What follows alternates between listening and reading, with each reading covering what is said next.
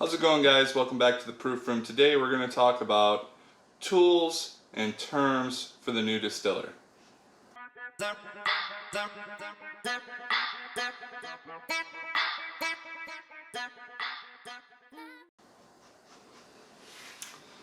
Alright guys, like I said, we're going to talk today about some tools and some terms that I've used in previous videos that some new distillers might not understand.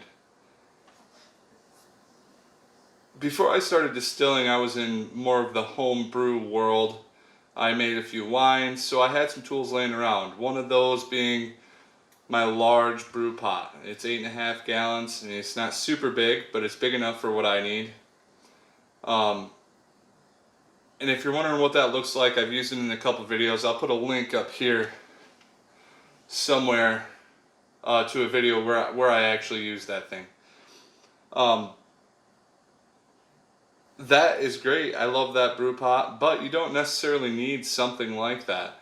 If you're just getting into the hobby, you can start out with doing sugar washes and things that are simple and easy, just like I did. My first wash was a sugar wash. I literally did 2 pounds of sugar per 1 gallon of water, mixed it up in a big fermenter, and that's what I did. But in that video, which I'll link up here, I also talked about my starting gravity and what that is. And I know a lot of people might not understand that. I have some friends that watch my videos that might not understand what that is.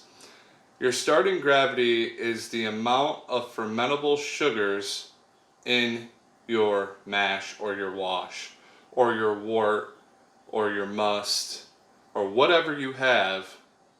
That's the amount of fermentable sugars in that. Now, for beer, like I said, it's a wort. For wine, it's a must.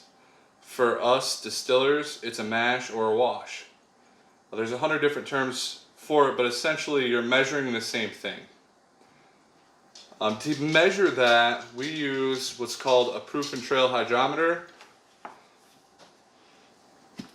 There's 3 different scales on here. One is potential alcohol. The other one is a Brix measurement, which is again a measurement of the fermentable sugars in your mash, and the other one is a gravity reading. The one that I use is the gravity reading. And what you do is you take your starting gravity before you pitch your yeast, after your mash is complete, and let's say you write that down.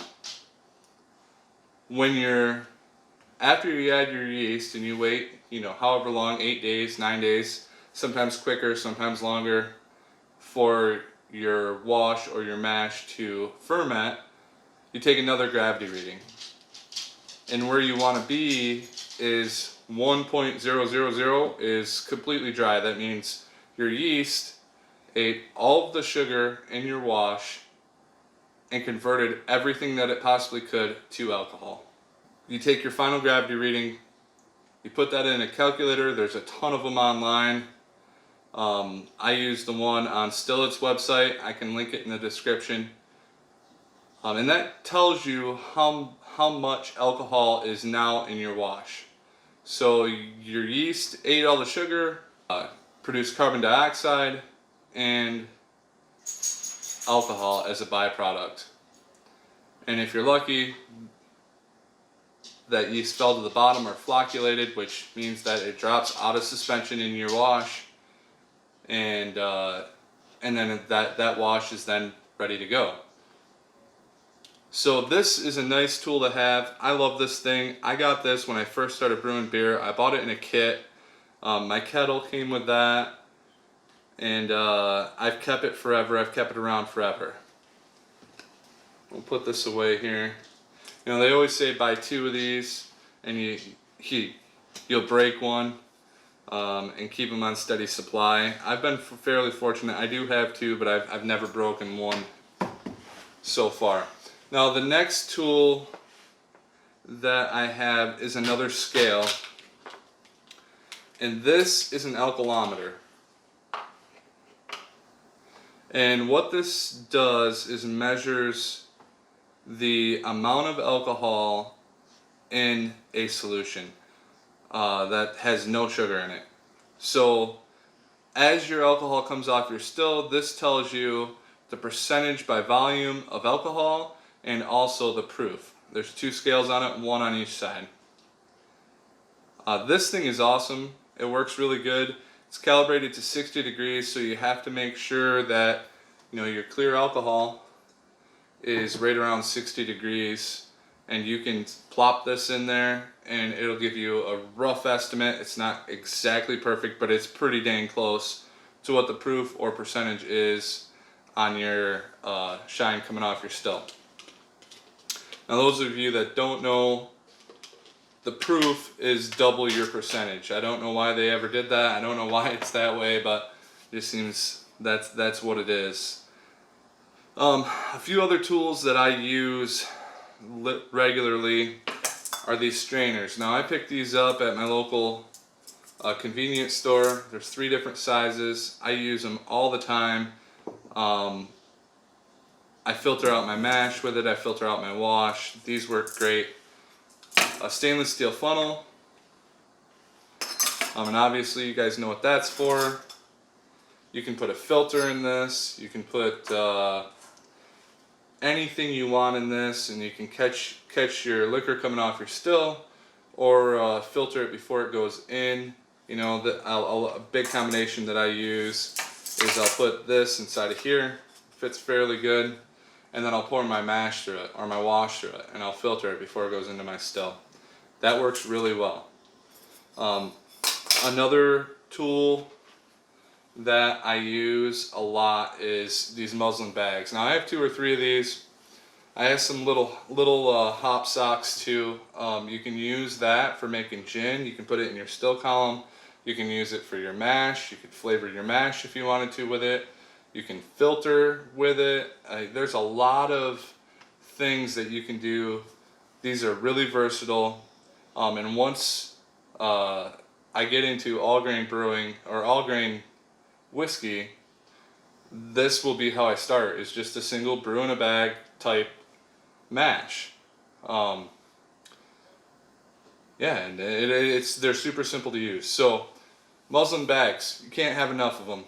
I love the things. I keep 2 or 3 around.